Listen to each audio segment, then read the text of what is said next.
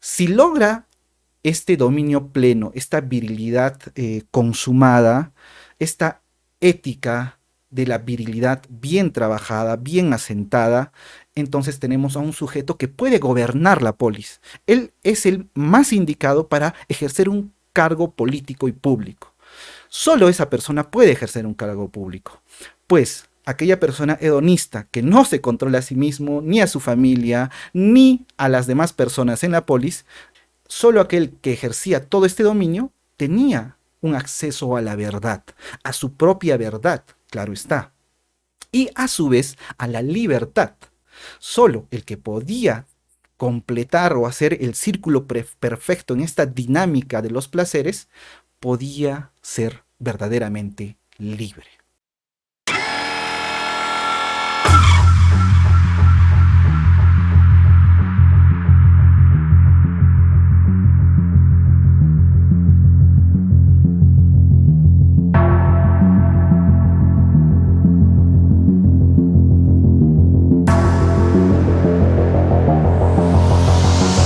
Hola a todos, ¿cómo están? Vamos a hablar acerca de Historia de la Sexualidad 2 de Michel Foucault, el uso de los placeres.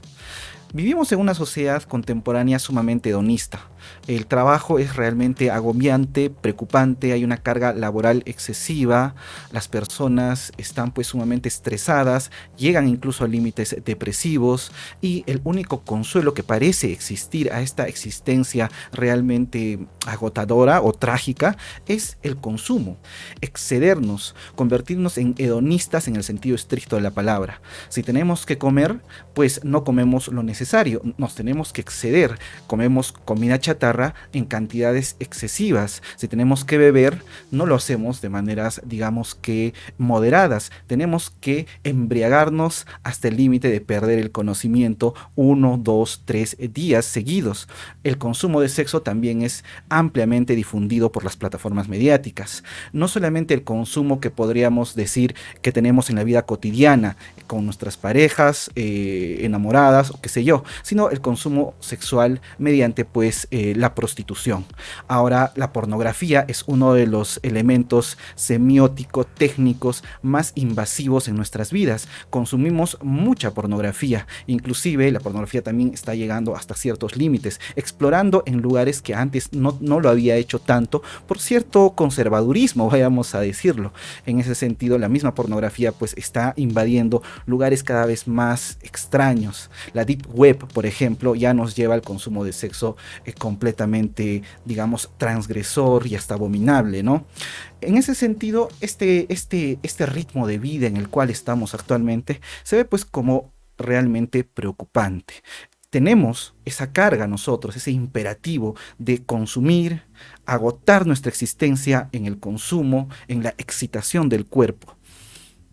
Ante todo este diagnóstico contemporáneo, creo que el libro Historia de la Sexualidad 2, el uso de los placeres de Michel Foucault, se ve pues como realmente oportuno para poder reflexionar respecto de este vértigo hedonista en el cual vivimos. Entonces comencemos con el análisis del libro.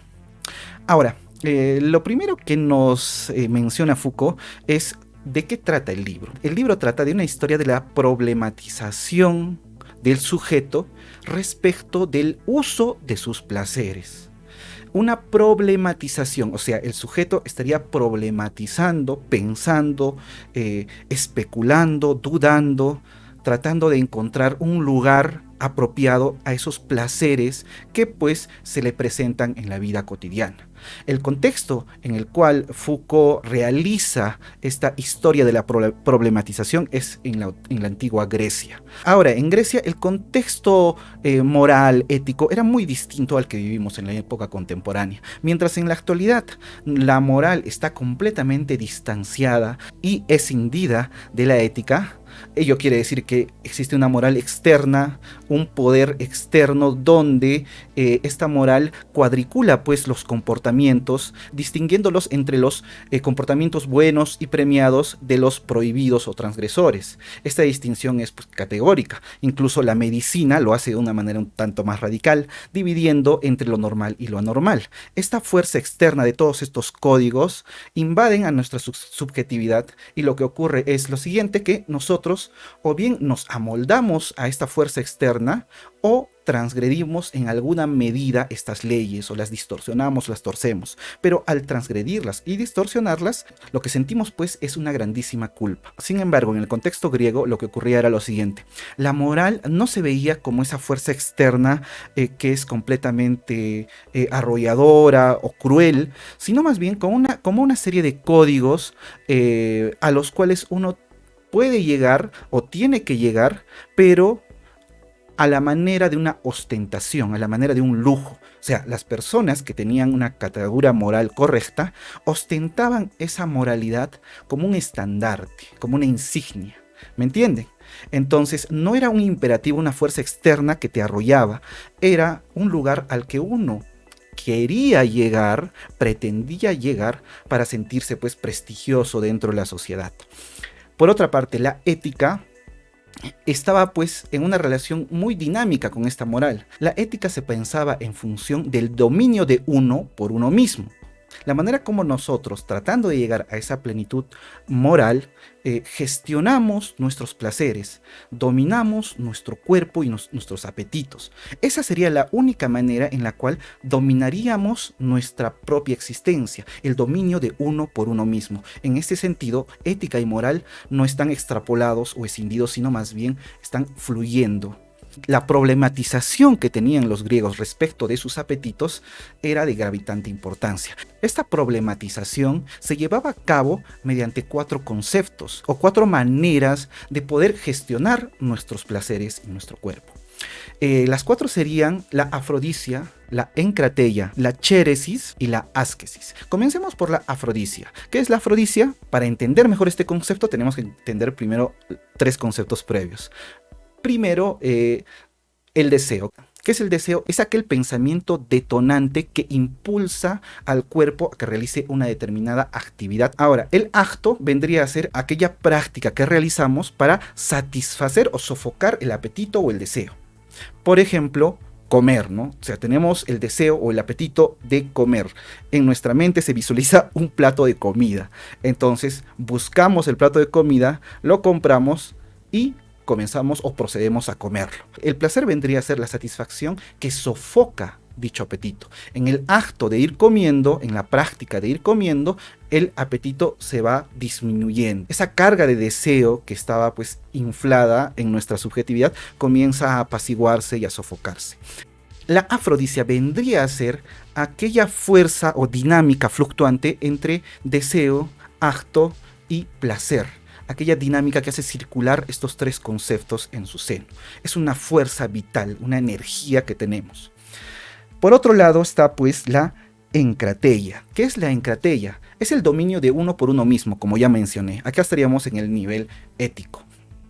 Pues lo que apreciaban de sobremanera los griegos era que los individuos, antes de gobernar a su familia, por ejemplo, o a los hijos, o a la esposa, o a la sociedad, antes de ejercer cargos políticos públicos, tenía que primero ejercer un dominio sobre sí mismo, y la única manera era mostrando mesura, mostrando pues control respecto de sus placeres, no ser esclavo de los placeres, sino tener un dominio pleno. Ahora, hablando de la asquesis sería el ejercicio, la disciplina, el correcto proceder diario, constante.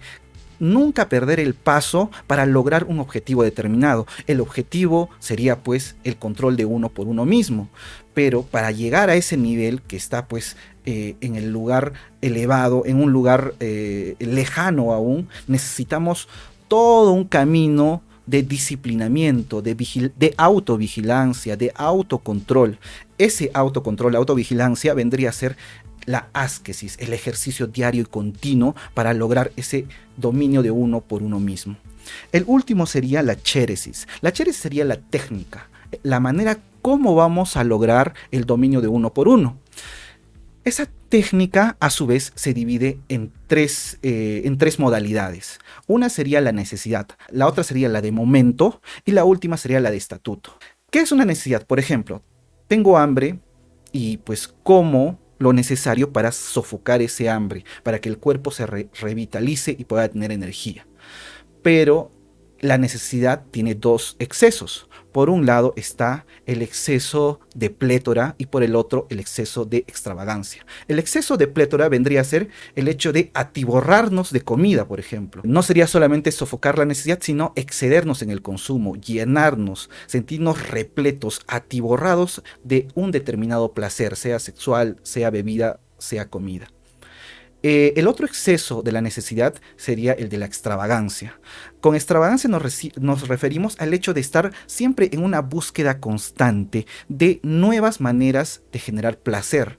En el ámbito de la comida, o sea, no quedar satisfechos con la comida estándar o cotidiana o casera, sino siempre, cuando digo siempre, me refiero búsqueda continua, día a día, explorar otro tipo de alimentos, qué sé yo, si comemos carne de cordero o de pollo o de pescado, no es suficiente, necesitamos buscar alimentos cada vez más extraños, carnes que están muy fuera de nuestro alcance, qué sé yo, pez globo, comer un delfín, o comer ciertos ajíes, o ciertos platos italianos, o ciertos franceses, o comida chatarra, y día a día estar tratando de buscar y buscar y buscar. Igual en la bebida, igual en la sexualidad. Mucho se habla en la contemporaneidad, por ejemplo, del sexo fluido.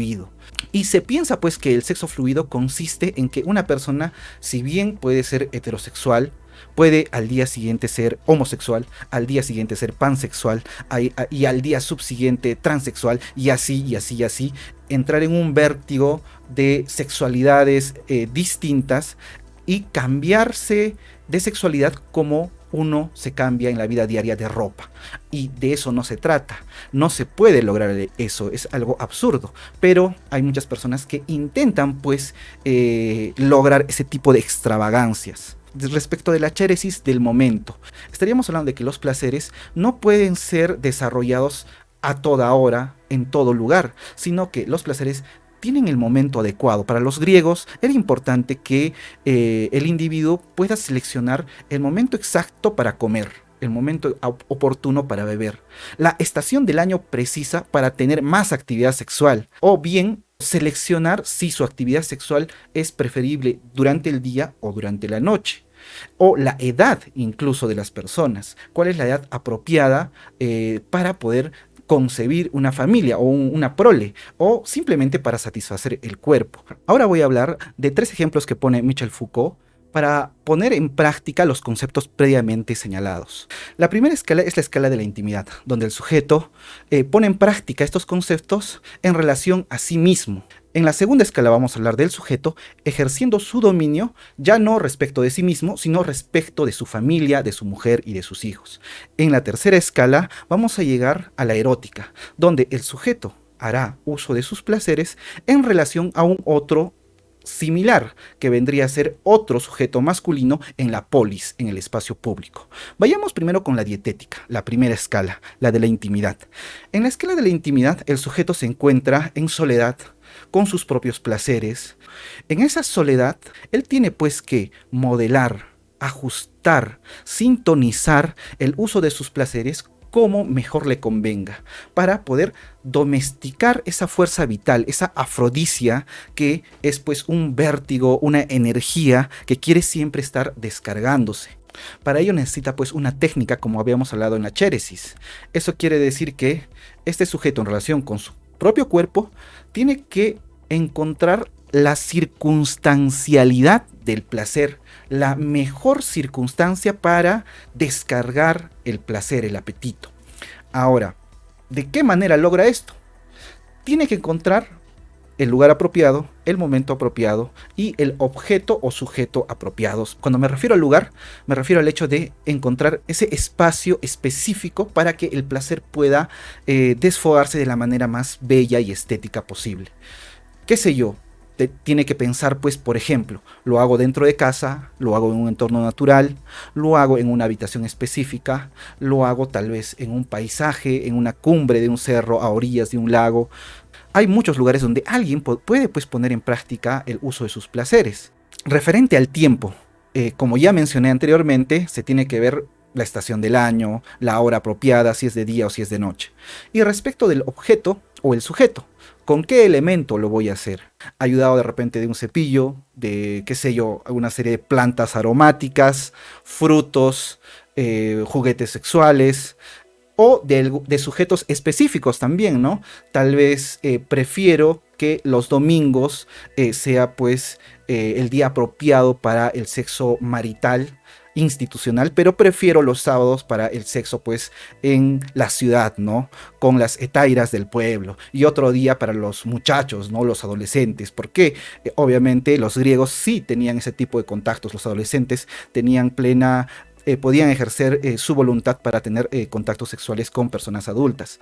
Entonces, buscar el objeto apropiado, el momento apropiado y el lugar preciso. Esa es la manera de poder ejercer un uso de los placeres con la circunstancia precisa. En la económica, estamos en un tipo de relación donde el sujeto ya no está en soledad con uno mismo, sino tratando de ejercer su poder, su dominio respecto de otros, de su mujer y de sus hijos, por ejemplo. Hablando específicamente de su mujer, ¿cómo era, por ejemplo, la fidelidad en tiempos griegos? No es como ahora, no existía un contrato de exclusividad sexual entre los consortes. En la antigua Grecia, la mujer sí tenía que tener una exclusividad sexual para con el marido. El varón, sin embargo, no. Para el varón, la exclusividad sexual con la mujer o la fidelidad a la mujer era más bien un lujo, algo que él ostentaba con mucho orgullo, ¿no? Le soy fiel a mi mujer, decía. Más bien la fidelidad del varón en la antigua Grecia era a la institución del matrimonio, al hogar, no tanto a la mujer. El varón podía tener relaciones sexuales con otras personas. La mujer más bien era la administradora del hogar, era algo así como una especie de economista de la casa. Ella recibía los productos que el marido traía de un entorno exterior, qué sé yo, de la chacra, o la carne que traía del ganado, o el dinero que traía de vender productos, y la mujer los administraba dentro del hogar. Gestionaba cómo y de qué manera el dinero tenía que pues circular. Entonces, si la mujer era una gran administradora de la casa, merecía pues la fidelidad del marido. O sea, ella tenía que ganarse con esfuerzo la fidelidad del marido. Yo sé que todo esto parece muy machista y definitivamente lo es, pero bueno, ese no es el punto en este video. En ese sentido, ya estamos pues en el segundo estrato, en el nivel privado de la casa, de la institución familiar. En el primer punto, el individuo masculino siempre ejercía un dominio de sí por sí mismo. En el segundo, un dominio no solo de sí por sí mismo, sino de sí mismo respecto de su mujer, que está en una posición subalterna. En la tercera escala, el de la erótica, estamos ya en el espacio público, en la polis, donde el sujeto se relaciona con otros sujetos que están prácticamente a su mismo nivel, en su misma posición o jerarquía. Digamos que en el entorno público de la polis existen rangos, es cierto, pero mucho más sutiles. Ahora vamos a ver en qué consiste esa sutileza.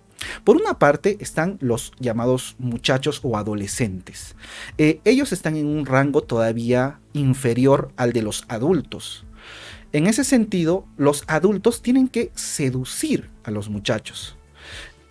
¿En qué consiste esa seducción? La seducción consiste un poco, digamos, de manera bastante amplia, a la manera como en nuestra sociedad contemporánea los varones seducimos a las mujeres. Más o menos de la misma manera, los varones griegos seducían a los muchachos griegos en la polis. Por ejemplo, el hecho de que se den obsequios, el hecho que se den invitaciones, el hecho que se trate con suma amabilidad a los muchachos, el hecho también de que los muchachos no entreguen rápidamente su cuerpo, ¿no?, a este sujeto que tiene, digamos que, una jerarquía un tanto superior a la suya. No tiene que ser un facilón, tiene pues que mantenerse cauto, que el premio de entregar su cuerpo sea solamente consecuencia de bastantes sacrificios por parte de la otra persona. En ese sentido, acá existe pues una especie de tira y afloja de las personas adultas respecto de los adolescentes. Se dice pues que en la antigua Grecia los objetos de sexualidad, es decir, los muchachos que entregan su cuerpo a diferentes personas, casi a todos los que se lo requieren, o que lo hace de una manera bastante escandalosa en espacios demasiado públicos de la polis, cuando todos pueden verlo, Se lo tilda pues de un hedonista, de un inmoral, de una persona intemperante, o sea, que no puede contener sus apetitos. Y justamente este es el momento más delicado de la vida de un habitante griego, la adolescencia, donde está en un despegue hormonal muy efervescente, donde el cuerpo está en su lozanía completa, en su vigor completo, debería en este momento tan intenso poder con mayor razón controlar esos apetitos, no ceder con facilidad. Ahora, tampoco debería recibir demasiados regalos si después no va a dar algo a cambio. Se lo vería como una persona muy interesada, o sea, recibir regalos por doquier para pues el contacto íntimo y al final no ceder con nadie. Tampoco ese es el punto. Debe tener pues un uso muy mesurado, debe ser muy delicado, debe tener mucho tino para saber con quién sí, con quién no, de qué modo, de qué manera. Si acepto regalos, pues tengo que también ceder con mi corporalidad ante esa otra persona. Entonces, este juego, esta cacería entre adultos y muchachos se da de una manera muy estratégica, ¿no? Por último, quiero hablar de la virilidad en la antigua Grecia. O sea, aquella persona que primero tenía un dominio de sí por sí mismo, después un dominio de sí mismo, pero también respecto de su familia y su mujer. Y posteriormente un dominio de sí mismo respecto de otros hombres, de los muchachos, de los adolescentes, o el adolescente que tiene un dominio de sí mismo respecto de los adultos. Si logra este dominio pleno, esta virilidad consumada, esta ética de la virilidad bien trabajada, bien asentada, entonces tenemos a un sujeto que puede gobernar la polis. Él es el más indicado para ejercer un cargo político y público. Solo esa persona puede ejercer un cargo público, pues aquella persona hedonista que no se controla a sí mismo, ni a su familia, ni a las demás personas en la polis, ¿cómo es posible que puede gobernar toda una ciudad o una población? Es imposible. Esa es la ética griega, ¿no? La ética de la virilidad, de que siempre esté el dominio de los demás y de uno. Esta virilidad, a su vez, se ve completamente relacionada con la verdad. Para el griego, solo aquel que ejercía todo este dominio tenía un acceso a la verdad, a su propia verdad, claro está, y a su vez a la libertad. Solo el que podía completar o hacer el círculo perfecto en esta dinámica de los placeres podía ser verdaderamente libre. Bueno, creo que eso sería todo respecto de esta breve y muy condensada explicación respecto del libro Historia de la Sexualidad 2, el uso de los placeres de Michel Foucault. Espero que les haya agradado. Por favor, déjenmelo en sus comentarios. ¿Están de acuerdo? ¿No están de acuerdo? Sus dudas, trataré de resolverlas lo más pronto posible. Y nada, muchas gracias por escucharme. No se olviden suscribirse al canal, por favor, denle al botón de like, compártanlo con sus amigos, por su Instagram, Facebook, por todas las redes sociales y voy a seguir produciendo más material como en esta oportunidad. Hasta pronto.